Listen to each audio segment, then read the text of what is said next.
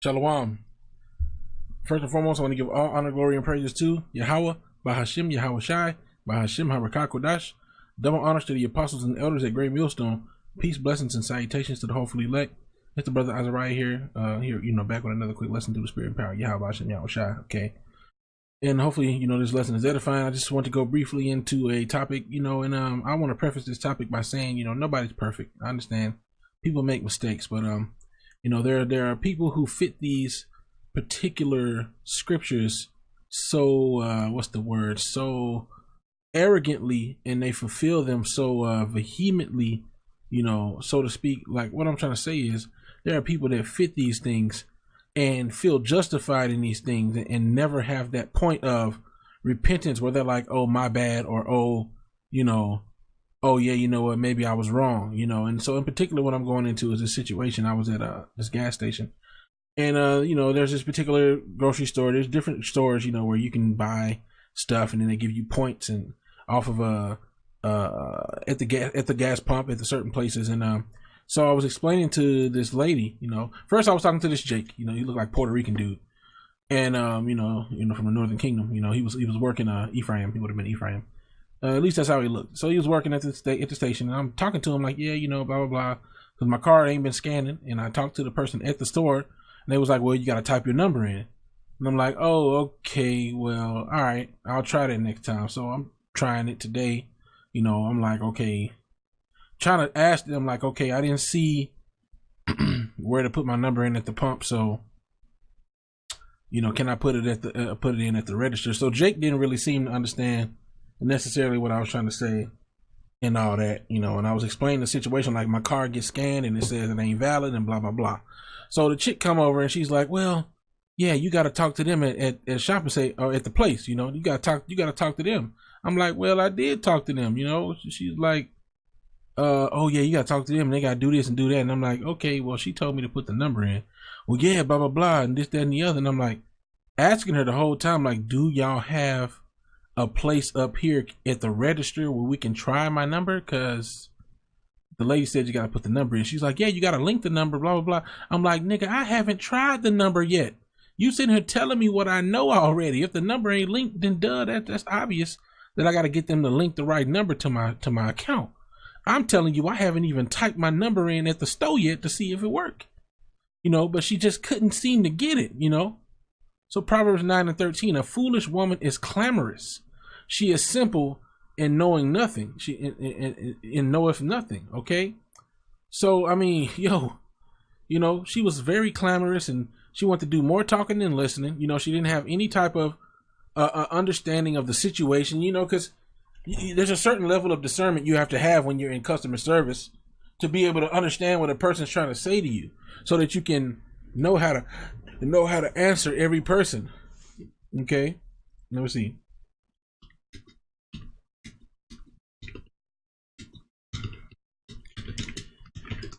Because this can be applied to daily life too. Colossians 4. Okay, and I'm gonna start at 5. Walk in wisdom toward them that are without, redeeming the time. Now we know this is talking about the truth. We know that we're supposed to walk it with wisdom towards them that don't have this knowledge and understanding. But if you really think about it, the same thing can be applied to something that you're supposed to be knowledgeable about, and people that are not knowledgeable to that thing. If you know something, let's say for instance, for example, let's say you work at a call center and you're well versed on the ins and outs of that company that you work for. If somebody calls in and they ask you a question, you may have a very complex understanding of that answer, but you have to simplify it so that they can understand. Like a whole bill scheme. How I don't really want to get all deep into it, but sometimes you'll have places where you pay the bill and you're paying it in advance, and it's always complicated. When the bill gets too high, and then you're like, wait a minute, and they're like, well, really, you're paying for this month and next month and blah, and then somebody has to explain it to you, and sometimes you go through the bill and they got to break it down for you. But the point I'm getting at is, she was supposed to be the one with the wisdom in the situation, and she was supposed to listen, but she didn't listen. Verse 6, Colossians 4:6, let your speech be always with grace. She didn't have any grace. She was like a bull in a china shop. She was clamorous. You know, and I want to get that word clamorous. And let me finish. Let your speech be always with grace, seasoned with salt, that you may know how to answer every man. You gotta be able to understand. You gotta know how much salt to put, how little salt to put. You gotta know how each situation plays out, so that you know how to answer each person that you're dealing with. You can just come in there, yeah, this is the way it's supposed to be done, dun, dun, dun, dun. And you just doing all this stuff, and it's like, come on, bro, like, pay attention to what I'm saying to you instead of just spouting out bullshit. Listen to what I'm saying, and then you'll know exactly how to respond to what I'm saying. Proverbs 9, okay, and 13. Let me get that word clamorous in the blue letter. Okay, it is hama, okay, to murmur, to growl, to roar, to cry aloud, to rage, to make noise, to be clamorous, to be disquieted, loud, to be loud, be moved, be troubled, be in an uproar, to be boisterous, to be turbulent, to make a loud sound by implication, to be in great commotion or tumult, blah, blah, blah, clamorous. Okay, now let's get this word boisterous, you know, because you 2/3 women that happen to be of the nation of Israel, which is why we call you nigger women, because you're still being niggas. Okay, that's what we use to refer to women in the world, whether they be of Judah, Levi, Benjamin, or one of the northern kingdom. We still call them nigger women, when they're boisterous and loud and clamorous and non-repentant and haughty, and they think they know better than the man. Boisterous, a person or event of behavior, noisy, energetic, cheerful, rowdy, of wind, weather, or water, wild or stormy. Boisterous, rough and stiff, rustic and coarse. Rough and stiff. Doesn't that bring to mind some of the attributes of Jake, you know? Acts.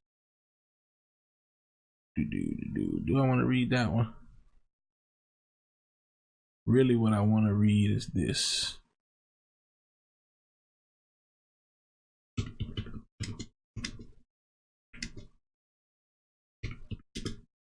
Yeah.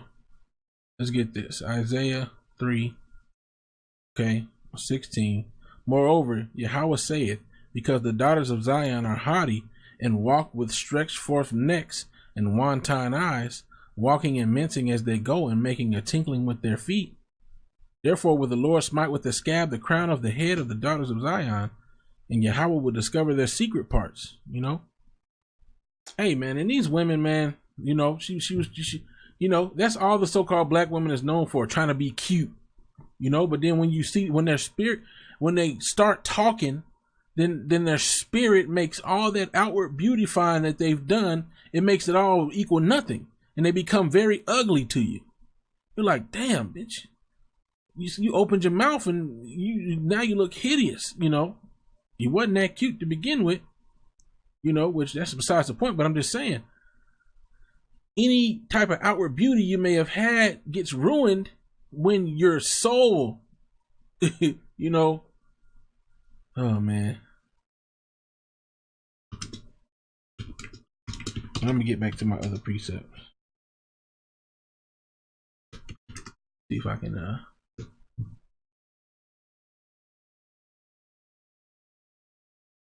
maybe this is not.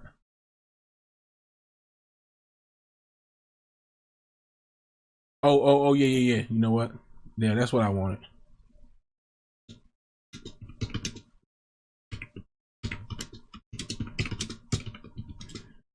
You know, because you can tell the wickedness in these women, okay, when you hear when you hear what they talk about. I'll just read the one in Luke. Luke 6:45, a good man out of the good treasure of his heart bringeth forth that which is good, and an evil man out of the evil treasure of his heart bringeth forth that which is evil. For out of the abundance of the heart his mouth speaketh. With really, it says in Matthew, out of the abundance of the heart does the mouth, the mouth speaketh. You know, but this can go for men or women, man. You know. Now we know women are the weaker vessel, but there are certain women to you that are just rotten inside, And when you speak, it's just like, ugh, bitch, you just back the fuck up, you know. make you react like, you know what I mean, like damn, you know, like the Chris Tucker moment. It was like, damn, you know. But anyway, man, yeah, man, you know, let's get some more of these precepts. And I'm gonna close it out. I don't want this to be a long lesson. You know, read the one in Matthew 12:34. O generation of vipers, how can ye, being evil, speak good things? For out of the abundance of the heart doth the mouth speak. And these wicked ass, dirty ass, filthy women, okay, which appear outside beautiful and all these other things, or to look all right, I guess. When they start talking, you be like, God, dog, your spirit is just raggedy, you know, raggedy, you know. But all right.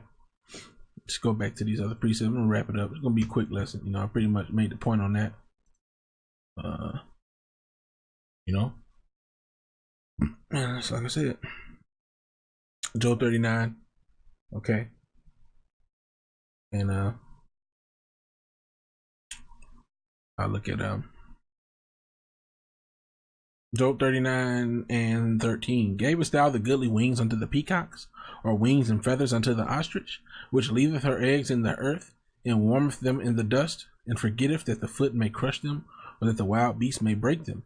She is hardened against her young ones, as though they were not hers. Her labor is in vain without fear. Because the Most High have derived her of wisdom, neither have he imparted to her understanding. So you may wonder, why is he reading about ostriches here? That says that the ostrich don't have understanding. Okay. Father, my and become like. Boom. So let's see what else the scriptures say. Lamentations 4:3. Even the sea monsters draw out the breast. They give suck to their young ones, meaning they have compassion. The daughter of my people is become cruel like the ostriches in the wilderness. So when we just read about the ostriches and the aspects of the ostrich, what does it say? Because the Most Job 39:17 again, because the Most High have deprived her of wisdom, neither hath he imparted to her understanding, referring to the ostrich. And it just said that the daughter of my people has become like the ostrich. So when you go back to that Proverbs, I don't have it open anymore, but it basically said that a clamorous woman is as foolish and she knows nothing. Which I think it was Proverbs 9. I can't remember. Oh yeah, I think it was Proverbs 9. I don't have it open no more. Let's see if I can. You know, like yeah, man. Like it just said about the ostrich, man. That's how a lot of our women have become. You know, just clamorous and loud, and they don't know shit. Okay, Proverbs 9:13. A foolish woman is clamorous. She is simple and knoweth nothing.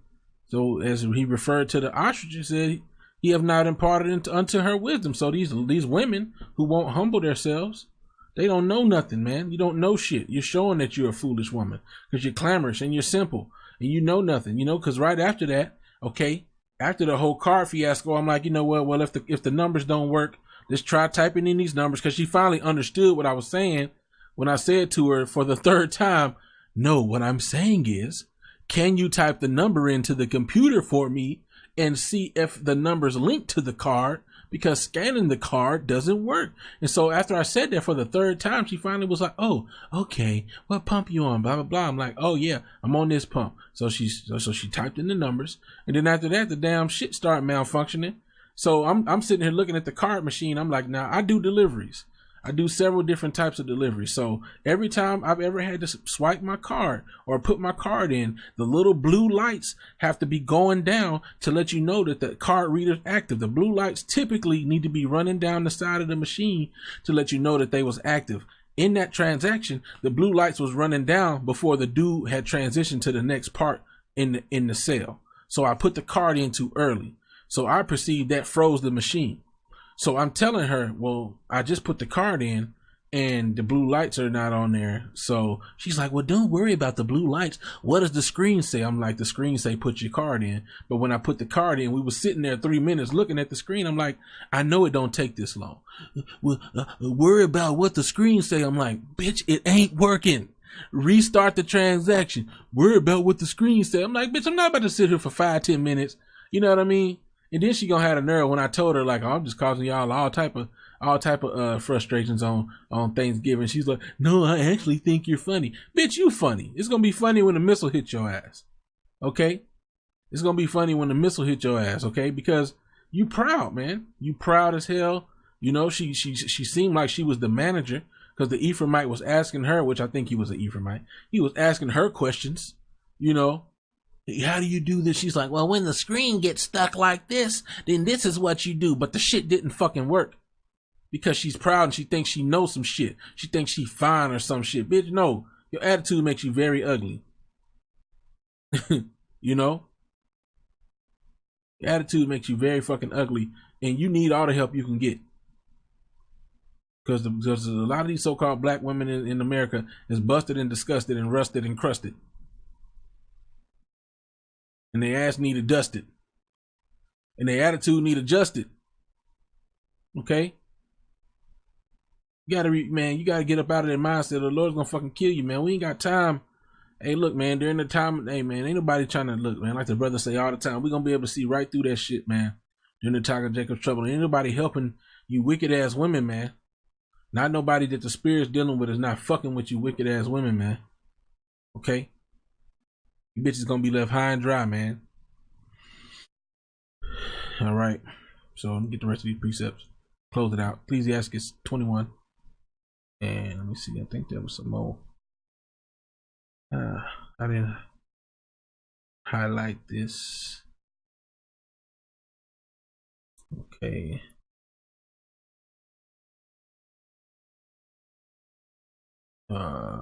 Yeah. So Sirach or Ecclesiastic is 21 and 26, 21 to 16. The talking of a fool is like a burden in the way, but grace shall be found in the lips of the wise.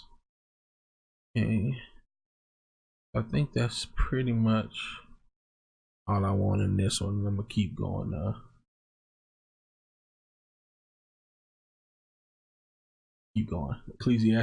Ecclesiastes 5 and 3. For a dream cometh through the multitude of business, and a fool's voice is known by a multitude of words. So the more you speak, if you're a foolish person, the more you reveal your folly.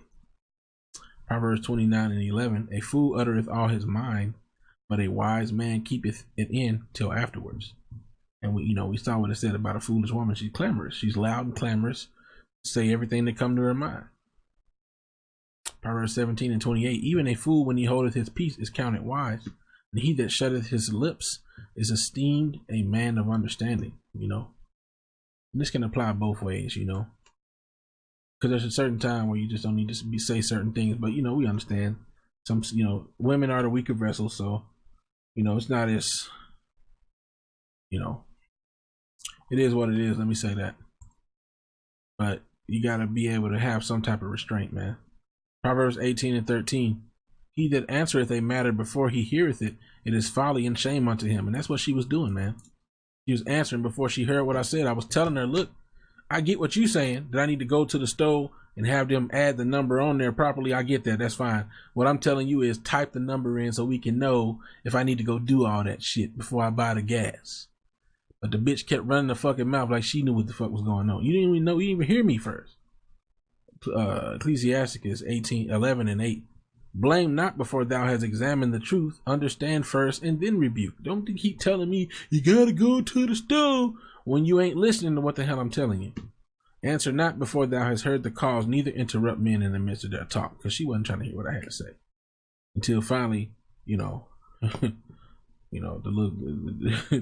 the shiny gold makeup on her face wore off and she realized that she wasn't listening to what the fuck I was trying to tell her. So anyway, Lord willing, this lesson was edifying. I want to give all honor, glory, and praises to Yahweh, by Hashem, Yahweh Shai, by Hashem, Harakakodash. Double honors to the apostles and elders at Great Millstone. Peace, blessings, and salutations to the hopefully elect. With that, I'm going to say Shalom.